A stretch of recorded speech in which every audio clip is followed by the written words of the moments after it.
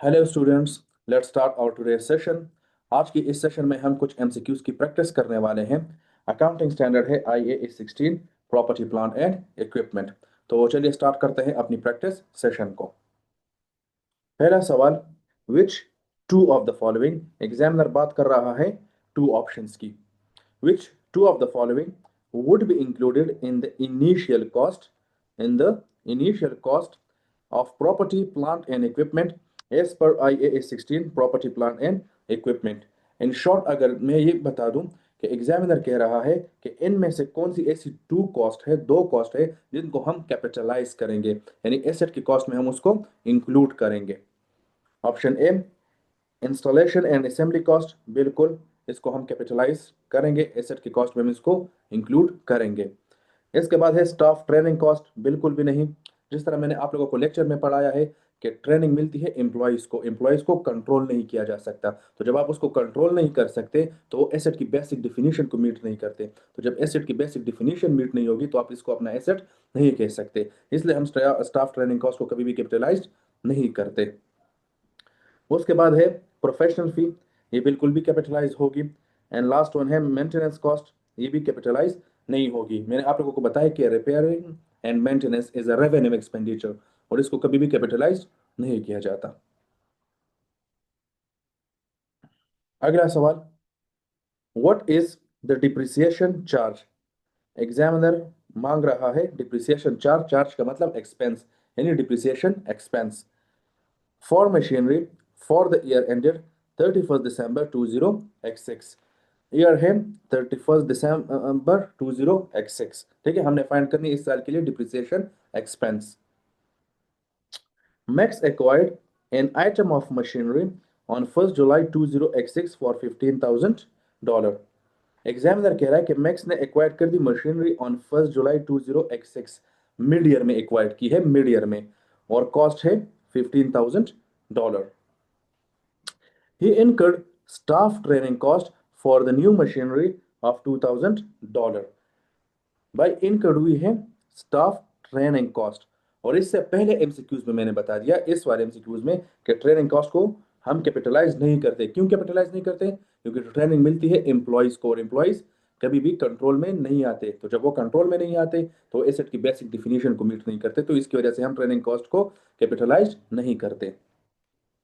तो आपने इसको इग्नोर करना होगा, $2,000 को, इसको कैपिटलाइज नहीं करेंगे हम। And believe that the residual value would be nil, residual value है zero, nil. Max charge depreciation at 15% per annum on a straight line basis with a full year charge in the year of acquisition। जिस साल में asset खरीदोगे उस साल हम full depreciation expense recognise करेंगे। अब यहां पर एग्जामिनर ने दिया कि 15% straight line method, 15% straight line method. तो आप लोगों ने सबसे पहले घबराना नहीं है। क्यों? क्योंकि एग्जामिनर आपको स्ट्रेट लाइन मेथड के लिए, डिप्रिसिएशन के लिए रेट भी दे सकता है। एग्जामिनर इस तरह कह सकता है कि आप 10% स्ट्रेट लाइन बेसिस के ऊपर डिप्रिसिएशन कैलकुलेट कर ले, तो इसमें कोई मुश्किल बात नहीं है। बस इसका तरीकेकार क्या होगा भाई, मैंने आपको फॉर्मूला सिखाया है, यूजफुल लाइफ वाला फॉर्मूला क्या है? Cost minus scrap value divided by useful life. ये फॉर्मूला मैंने सिखाया है।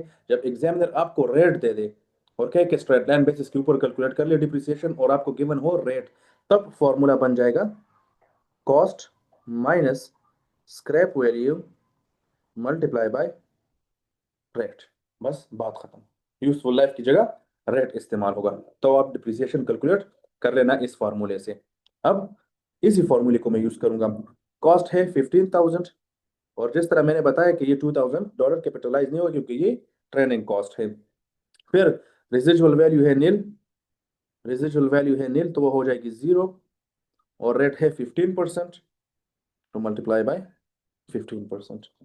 सो 15,000 मल्टीप्लाई बाय 15%, तो डिप्रिसिएशन आ जाएगा 2250, option C, 2250 option C.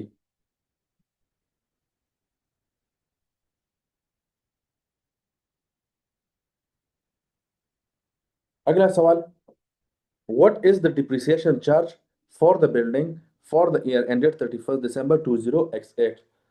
Year end है 31st December 20x8, और हमने फाइंड करनी है डिप्रिसिएशन चार्ज। चार्ज का मतलब एक्सपेंस, तो हमने फाइंड करनी है depreciation expense. Jessica purchased a building for use as her main office on 1st September 20x8 for 100,000।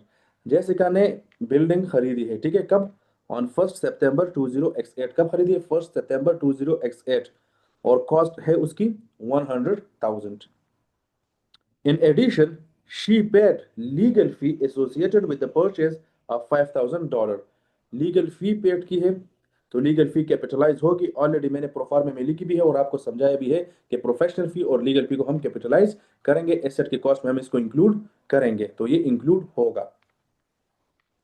Jessica charged depreciation on building over a useful life of 25 years. Useful life है 25 years on a straight line basis with a depreciation charge from the date of acquisition to the date of disposal। इसका मतलब क्या है?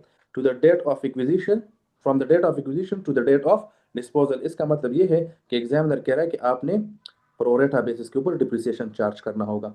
इसका मतलब ये है कि एग्जामिनर कह रहा है कि आपने प्रोरेटा बेसिस के ऊपर डिप्रिसिएशन चार्ज करना होगा। ये बात समझ में आती है? तो सबसे पहले हम कॉस्ट कैलकुलेट करेंगे।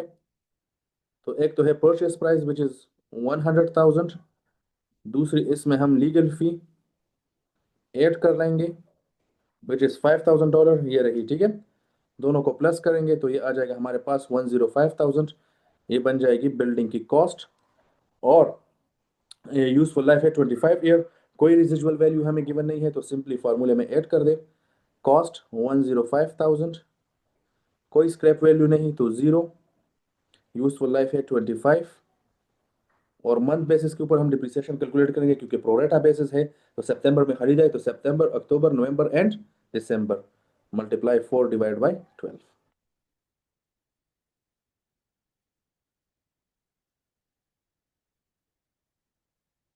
तो आंसर आ जाएगा 1400,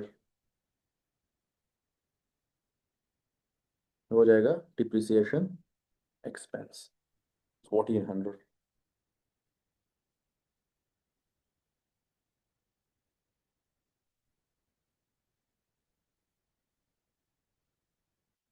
what is the net book value? यहाँ पर वर्ड गिवन है net book value. Net book value का मतलब है carrying value. Net book value का मतलब है कैरिंग वैल्यू, ठीक है, ये अपने साथ नोट कर ले। नेट बुक वैल्यू का मतलब है carrying value of motor vehicle eight 31 December 20x7। Year end है 31 दिसंबर 20x7, और हमने फाइंड करनी है carrying value. Carrying value find करने के लिए फॉर्मूला क्या है, क्या सिखाया है मैंने? Cost minus accumulated depreciation, cost minus accumulated depreciation। Zinan acquired a motor vehicle on 1st June 20x7। कब acquired की है motor vehicle? On 1st June 20x7, mid year में है, ठीक है, for $18,000। The motor vehicle had an estimated residual value of 2,000। Zinan charged depreciation on 25% diminishing balance basis। ये देखिए word है diminishing balance basis, इसका मतलब है रिड्यूसिंग। जब भी ये वर्ड आ जाए तो इसका मतलब है रिड्यूसिंग बैलेंस मेथड, ठीक है, इसका मतलब है reducing balance method with a full year charge in the year of acquisition. In the year of acquisition हम फुल डिप्रिसिएशन एक्सपेंस चार्ज करेंगे। तो मोटर व्हीकल खरीदा कब है? 1st जनवरी x7। कैरिंग वैल्यू कब की मांगी है? 31 दिसंबर x7, तो करंट ईयर की बात हो रही है, और पहला साल है। पहले साल में रिड्यूसिंग बैलेंस मेथड के लिए फॉर्मूला है कॉस्ट मल्टीप्लाई बाय रेट। तो कॉस्ट है 18,000, यहाँ पर भी लिख लेंगे, और डिप्रिसिएशन फाइंड करने के लिए 25% मल्टीप्लाई करेंगे, तो हमारे पास डिप्रिसिएशन एक्सपेंस आ जाएगा, वो है 4,500। क्योंकि ये पहला साल है इस एसेट का, तो ये बन जाएगा एक्यूमुलेटेड डिप्रिसिएशन भी 4,500, फिर हो जाएगी 13,500 कैरिंग वैल्यू, ऑप्शन ए 13,500।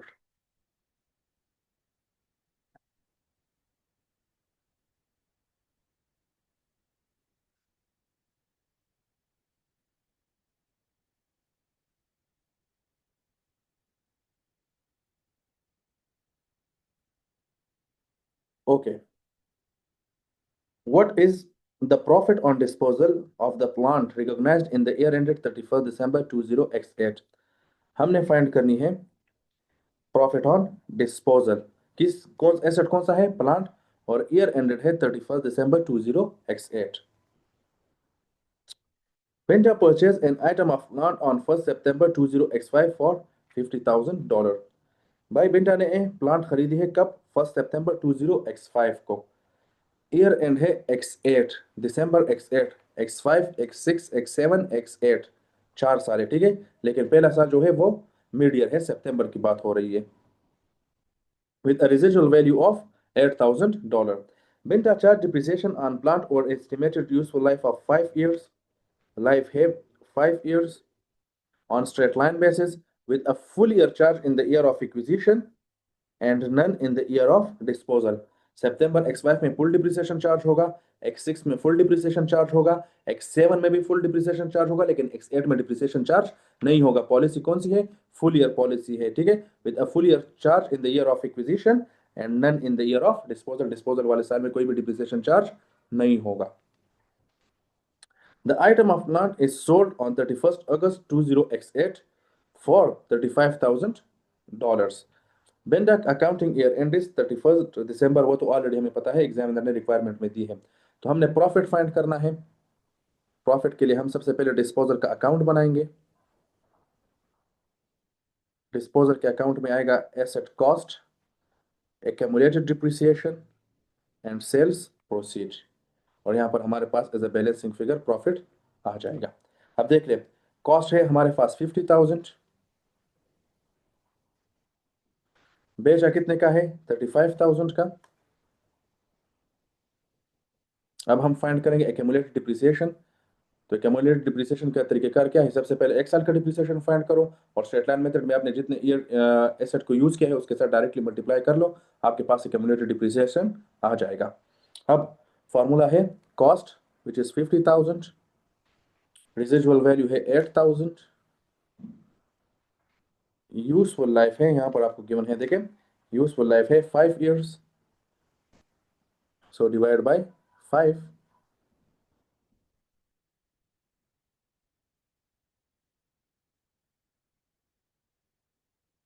तो डिप्रिसिएशन आ जाएगा 8,400 एक साल का और इस्तेमाल किया है आपने कितने साल x5 x6 x7 x8 में डिप्रिसिएशन चार्ज नहीं होगा क्योंकि पॉलिसी फुल ईयर पॉलिसी ठीक है x8 में डिप्रिसिएशन चार्ज नहीं होगा x5 x6 and x7 3 years के लिए हम डिप्रिसिएशन चार्ज कर लेंगे तो 8,400 मल्टीप्लाई बाय 3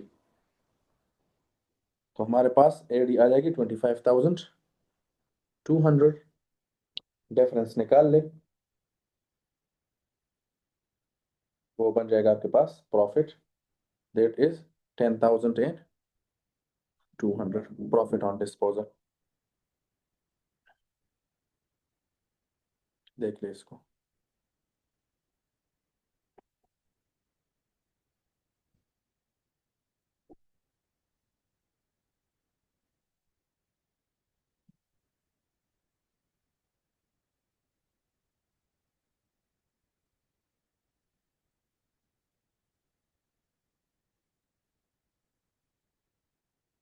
अगला सवाल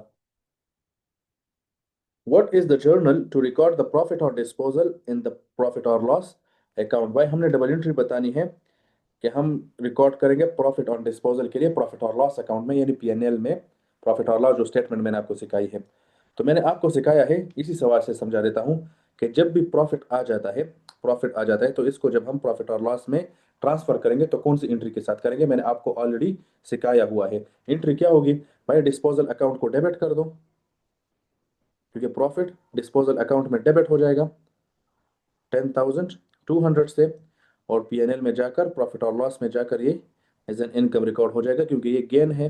गेन का मतलब इनकम इनकम बाय नेचर क्या है क्रेडिट तो प्रॉफिट और लॉस में ये क्रेडिट हो जाएगा और डिस्पोजल अकाउंट आप देखना डिस्पोजल अकाउंट में कौन सी साइड पे एंट्री हुई डेबिट साइड में डिस्पोजल अकाउंट में डेबिट साइड पे एंट्री हुई प्रॉफिट और लॉस में क्रेडिट एंट्री हो जाएगी. ये मैंने आप लोगों को सिखाया है ये एंट्री होगी. तो really sold an item of machinery for $25,000 making a profit of 8,000 तो डिस्पोजल अकाउंट में डेबिट एंट्री हो जाएगी प्रॉफिट और लॉस अकाउंट में क्रेडिट एंट्री हो जाएगी. और अगर अमाउंट लिखना है तो 8,000 और 8,000 लिख लेना।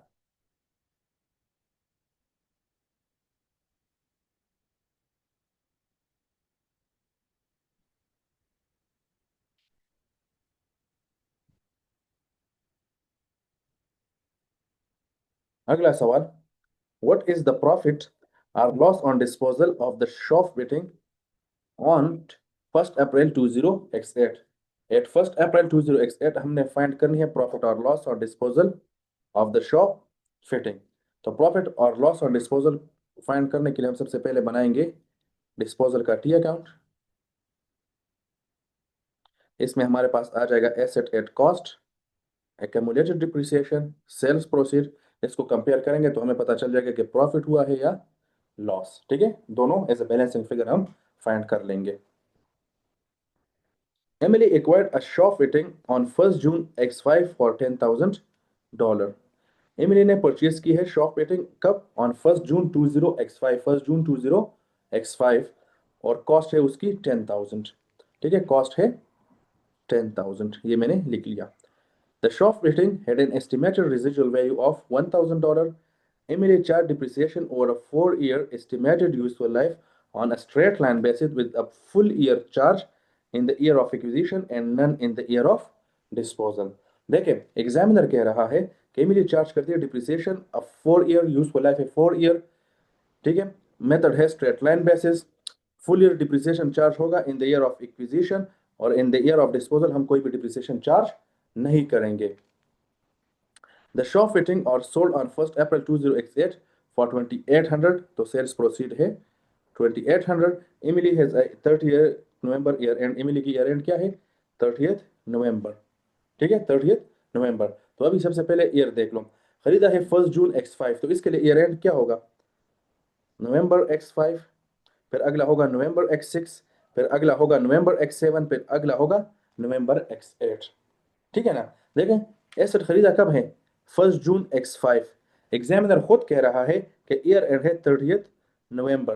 तो जब 1 जून X5 को उसने एसेट खरीदा है, एसेट क्या है? Shop fitting, shop fitting. Year end है 30 नवंबर, तो 30 नवंबर X5 पहला साल हो जाएगा, क्योंकि X5 को एसेट खरीदा है 1 जून को, तो नवंबर पर एंड होगा, तो नवंबर X5 पहला साल, X6 दूसरा साल, X7 तीसरा साल, और X8 को उन्होंने एसेट बेचा है, तो इस साल कोई भी डिप्रिसिएशन चार्ज नहीं होगी और 3 इयर्स के लिए डिप्रिसिएशन चार्ज होगी। तो डिप्रिसिएशन हम किस तरह फाइंड करेंगे? उसके लिए फॉर्मूला है cost which is 10,000, residual value 1,000, useful life 4 years.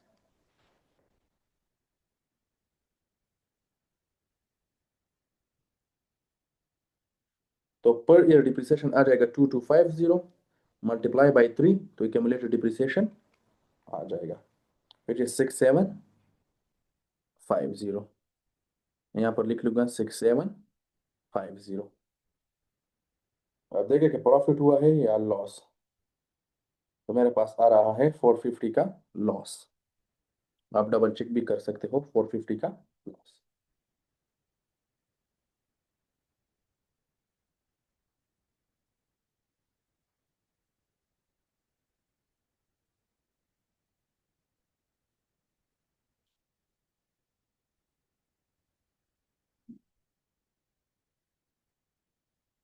अगला सवाल, which of the following describes a non-current asset register? Non-current asset register, alternative name for a non current asset ledger account, ये तो बिल्कुल ही गलत है। मैंने आप लोगों को सिखाया कि लेजर अकाउंट अलग है, एसेट रजिस्टर अलग है, और दोनों में डिप्रिसिएशन मैंने क्या सिखाई है कि ledger account is a part of double entry system, it is a compulsory. Asset register is not part of double entry system, ये कंपल्सरी नहीं है। इसमें फाइनेंशियल डेटा रिकॉर्ड होता है, किसमें? लेजर अकाउंट में फाइनेंशियल डेटा रिकॉर्ड होता है, एसेट रजिस्टर में फाइनेंशियल प्लस नॉन फाइनेंशियल दोनों डेटा हम रिकॉर्ड करते हैं। ये बात समझ में आती है? तो इन दोनों में डिफरेंस है, तो लेजर अकाउंट अलग है, एसेट रजिस्टर अलग है। Descriptive list of each non current asset and their age, बिल्कुल नहीं। Schedule of plan repairs of a non current asset for budgeting process, तो ये भी इसका बिल्कुल काम नहीं है। Schedule of the carrying value and a descriptive information about each individual non current asset, हर एक इंडिविजुअल नॉन करंट एसेट की कंप्लीट डेटा इसमें पड़ी हुई होती है। ये बात समझ में आती है? तो option D is a correct option.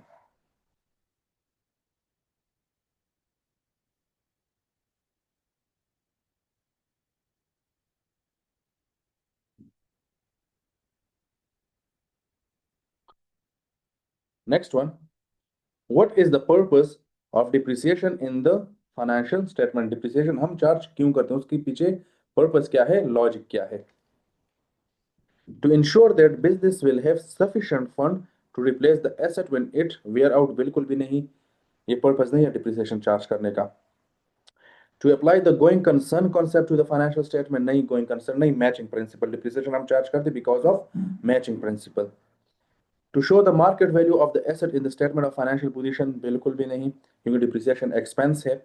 To spread the depreciable amount of an asset over its useful life, तो यही तो डिप्रिसिएशन की डिफिनेशन है जो मैंने आप लोगों को कुछ इस तरह से कही कि the systematic allocation of cost of an asset toward its useful life. Examiner ने लिखी है to spread the depreciable amount of an asset over its useful life, तो ये डिप्रिसिएशन की बिल्कुल डिफिनेशन इन्होंने लिखी हुई है।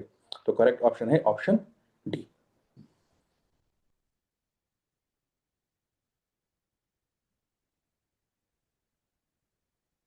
What was the profit or loss on disposal of this asset?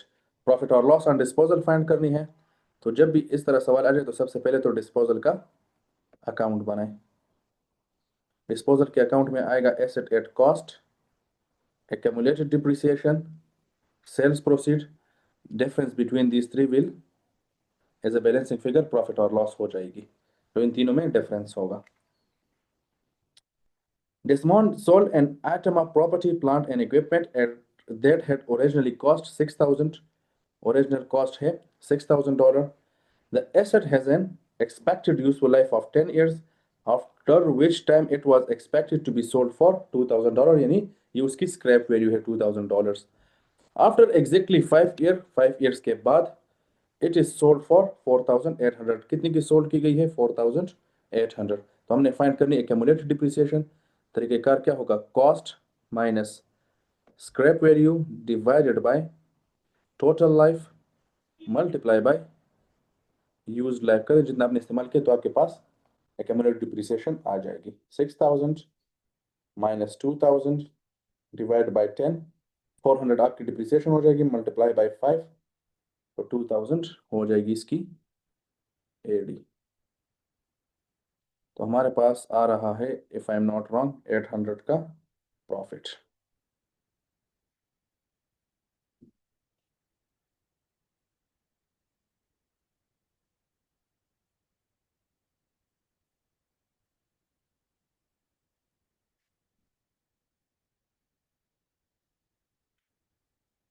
अगला सवाल, व्हाट इज द प्रॉफिट और लॉस ऑन डिस्पोजल? फिर हमने फाइंड करनी है प्रॉफिट और loss on disposal.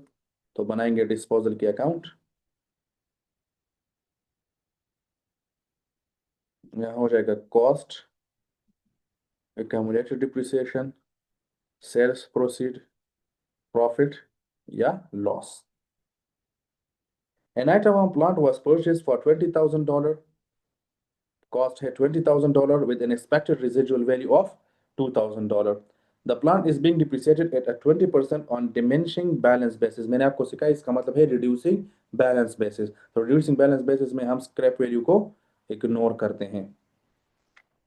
After 3 full year of use, it is sold for 11,000. 3 साल इसको इस्तेमाल कर दिया, फुल इस्तेमाल कर दिया, उसके बाद बेचा गया 11,000 के ऊपर। तो एडी फाइंड करेंगे। ईयर 1 के लिए फॉर्मूला होगा cost multiply by rate. The cost is 20,000, rate है 20%, सो 20,000 मल्टीप्लाई बाय 20%, हमारे पास आ जाएगा डिप्रिसिएशन 4,000। फिर year 2 carrying value multiply by rate. तो कैरिंग वैल्यू किस तरह आएगी? कॉस्ट माइनस डिप्रिसिएशन, सो 20,000 माइनस 4,000, हमारे पास आ जाएगा 16,000। कैरिंग वैल्यू फिर मल्टीप्लाई बाय 20%, तो ये हो जाएगी 3,200। फिर है ईयर 3। तरीकेकार क्या है? Carrying value multiply by rate, ये फॉर्मूला है ना। ईयर 2 एंड ऑनवर्ड के लिए carrying value multiply by rate. Carrying value किस तरह फाइंड करेंगे? कैरिंग वैल्यू ईयर 3 के लिए ईयर 2 के कैरिंग वैल्यू से उस साल का डिप्रिसिएशन माइनस करें। ऑलरेडी मैंने आप लोगों को सिखाया है, तो आपके पास ईयर 3 की कैरिंग वैल्यू आ जाएगी।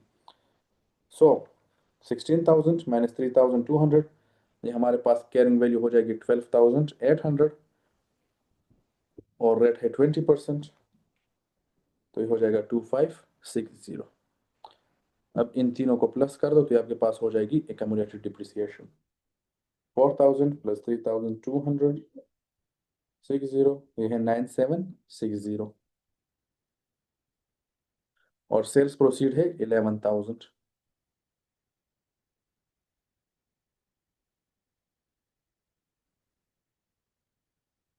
ये गेन आ जाएगा 760 का प्रॉफिट, ऑप्शन डी। देख ले इसको।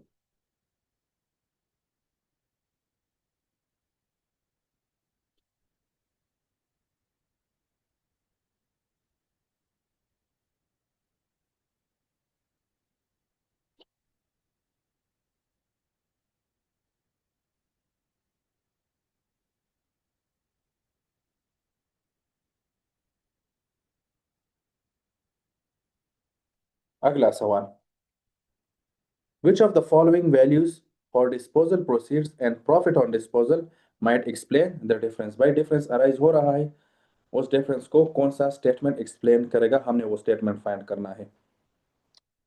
You might notice that the total of non-current asset registered is 8,000 less than the carrying value of non-current asset in the general ledger account.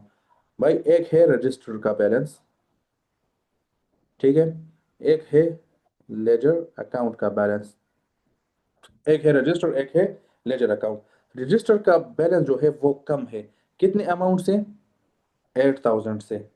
तो इसका मतलब ये हो कि लेजर अकाउंट का बैलेंस 8,000 से ज्यादा है। अभी हमने वो ऑप्शन देखना है कि या तो वो लेजर अकाउंट का बैलेंस कम कर दे या वो एसेट रजिस्टर का बैलेंस बढ़ा दे। लेकिन आगे स्टेटमेंट जरा पढ़ लेते हैं कि एग्जामिनर क्या कह रहा है। He discovered that this is because, ये किसकी वजह से, एग्जामिनर अभी एक्सप्लेन करेगा। He has forgotten to remove a non-current asset from the general ledger even though it was sold।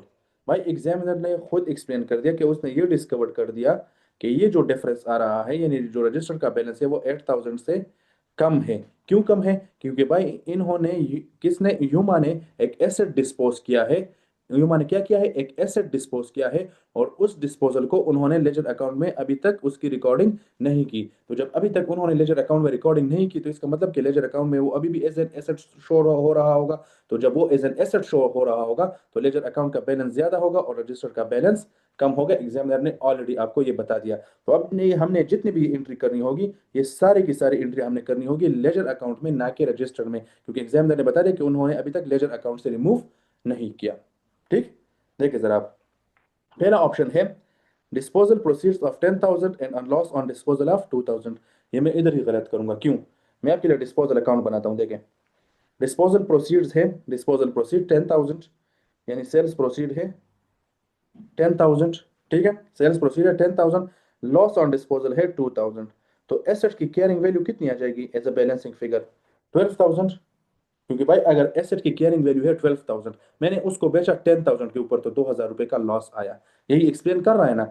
Examiner ने आपको दिया है कि सेल्स प्रोसीड है 10,000, मैंने 1,000 लिखे, इसमें एक जीरो बढ़ा दे 10,000। उसकी जो लॉस ऑन डिस्पोजल है ये है लॉस ऑन डिस्पोजल, तो लॉस ऑन डिस्पोजल है 2,000। तो कैरिंग वैल्यू कितनी हो जाएगी, 12,000। कैरिंग वैल्यू हो जाएगी 12,000। डिफरेंस कितना आ रहा है, 8,000 का। तो ये वाला ऑप्शन इसलिए गलत है। अभी आप लोगों ने यहाँ पर थोड़ा सा दिमाग भी यूज करना होगा, क्योंकि अभी आप लोग थोड़े बड़े हो गए हो, तो थोड़ा सा मुश्किल, थोड़ा सा टेक्निकल सवाल आएगा। तो आप लोगों ने कॉमन सेंस यूज करना है और कैरिंग वैल्यू इस तरीके से आप लोग फाइंड करेंगे। ठीक है, जब एग्जामिनर आपको कहते हैं कि अगर डिस्पोजल हुई है, हमने रजिस्टर में रिकॉर्ड नहीं किया, हो सकता है हमें लेजर अकाउंट में रिकॉर्ड नहीं की, दोनों में कोई एक हो सकता है। जैसा कि यहाँ पर एग्जामिनर कह रहा है कि लेजर अकाउंट में उसकी अकाउंटिंग अभी तक नहीं हुई। तो एग्जामिनर ये भी कह सकता है कि रजिस्टर में नहीं हुई, हो सकता है इस तरह सवाल आ जाए। तो फिर आपने डिस्पोजल की अकाउंट बनाई है और यहीं से आप लोग कैरिंग वैल्यू फाइंड करेंगे अगर एग्जामिनर ने आप लोगों को ना दी होगी। किस तरह, मैंने आपको सिखा दिया। सेल प्रोसीड 10,000, लॉस है 2,000, तो कैरिंग वैल्यू हो जाएगी 12,000। डिफरेंस कितने का है, 8,000 का। तो ये ऑप्शन गलत है। अब हम सेकंड ऑप्शन देखेंगे। Disposal proceeds of 10,000 and a profit on disposal of 2,000। भाई सेल्स प्रोसीड है 10,000, प्रॉफिट ऑन डिस्पोजल है 2,000, तो कैरिंग वैल्यू कितनी हो जाएगी, 8,000। भाई अगर 8,000 का एसेट 8000 का एसेट आप 10,000 पर बेचोगे तो 2000 का गेन तो आएगा ही आएगा ना। यही तो ये स्टेटमेंट एक्सप्लेन कर रहा है कि प्रॉफिट ऑन डिस्पोजल कितना है 2000, डिस्पोजल प्रोसीड है 10,000, तो कैरिंग वैल्यू कितनी हो जाएगी 8000। अब अगर 8000 में लेजर अकाउंट में एंट्री कर दूं, कम कर दूं, तो क्या ये दोनों बैलेंस नहीं हो जाएंगे? क्योंकि हमने तो लेजर अकाउंट को 8000 से तो कम करना है, क्योंकि एसेट रजिस्टर 8000 से ऑलरेडी कम है। तो जब लेजर अकाउंट को हम 8000 से कम करेंगे तो दोनों आपस में मैच हो जाएंगे। तो करेक्ट ऑप्शन है option b. C and d क्यों गलत है थोड़ा सा एक्सप्लेन करूंगा। उसमें आपको ऑलरेडी कैरिंग अमाउंट गिवन है, देख लें। आपको ऑलरेडी कैरिंग अमाउंट गिवन है, और कैरिंग अमाउंट गिवन है 10,000, डिफरेंस कितने का है 8,000 का, तो इसलिए ये दोनों गलत है।